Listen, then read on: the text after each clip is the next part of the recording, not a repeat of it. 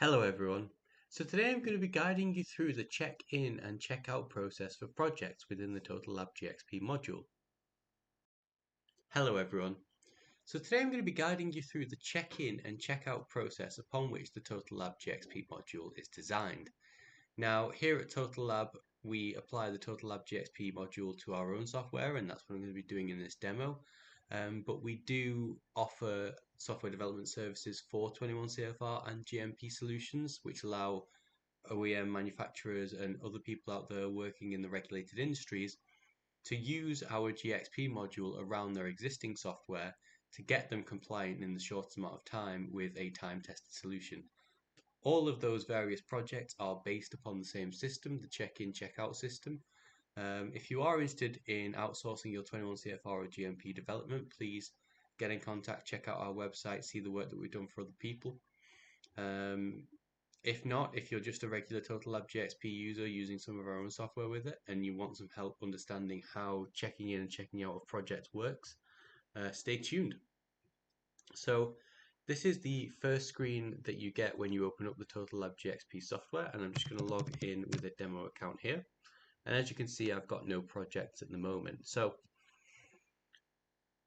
at TotalLab, a project is essentially a unit of work. Now, this can be one self-contained project, or it can be kind of an experiment that is ongoing where data is added over time. We consider all of that to be a project, with each project to be like a file, like a folder. So I'm just going to come through and create a new project.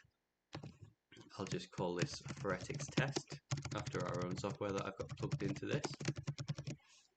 And I'm going to drop into it just, here we go, a lovely 1D image that I've got handily readily available. And then I'm going to create this project with that file inside of it, and then it's added to my project list. Now, the way this works in the back end is, as part of the setup of my GxP software, I have what's called a secure folder. Now, the secure folder is where your projects live when they're not being actively worked on. And when they're in the secure folder, they are, as the name implies, secure. Think of it like a bank vault or like a library. When they're in there, their data cannot be changed, it cannot be adapted or analyzed, it's secure. However, if the data can't be edited or changed whilst it's in there, that implies that if you want to do any analysis or any work on your project, you're going to need to make that data available for editing. So that's where the check-in and check-out system comes into play. If we go back to the bank vault or the library analogy, if I wanted to read a book from the library, I need to take the book out of the library before I can read it. Or if I want to make a withdrawal from the bank, the money needs to leave the vault before I can take it. This is the same kind of situation. So when you create a project, it's created in a checked-in state. So it only exists in the secure folder. So if I want to create a copy of this to do any work on, I have to check it out. At which point a copy is taken. It's very important. We never work on the original data. The original data from your project is always kept in the secure folder. When you create a checkout, a copy of the current contents of the secure folder is copied to the local computer, and that is what you perform your analysis on. And this is why it's very important that after you've finished your work, you check your project back in, because only upon check-in is the latest revision of the project saved to the secure folder.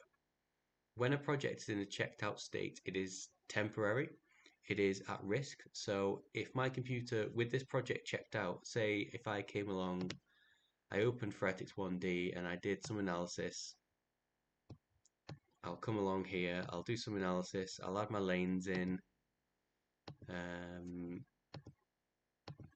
I'll essentially, do some work, do a body of work, do some analysis, etc., etc., and then save that work. Although I've saved that work, I've only saved it to the local copy that I've created from my secure folder. If my computer were to spontaneously combust right now, I would lose that temporary copy, and the only copy of the data would be the first revision that was in the secure folder because I've not done any check-ins since I've done this checkout. So only when you check the project back in is a second revision created. This is part of the audit trail. Is a second revision created, and then that now exists securely in the secure folder. So the check in and check out system does a couple of things. It makes sure that only one person is working on a project at once. It provides a level of security and a level of the ability to move between different revisions of a project. But it's very important to understand the flow of data when you're checking in and checking out. And that's why we always recommend that customers only check out projects for as long as necessary to perform the operations, the analysis that they need to perform, because it is an at-risk procedure if your computer does suddenly die. So yeah, the best analogy that I've used that I can think of to explain it to our customers and the people that we're doing kind of contract 21 CFR GMP work for to develop their software is, think of it like a bank vault. It's only secure. Your money is only secure when it's locked in the vault. Your books at the library are only secure when they're in the bookshelves rather than being out and loaned to people. So that's the process. Check in, check out. That's how you move your data and your project around within the software. As ever, thanks for watching. And if you'd be interested in trying out our 21 CFR/GMP solution within your lab, or approaching TotalLab to develop your own 21 CFR compliance software, please check out the links in the description below.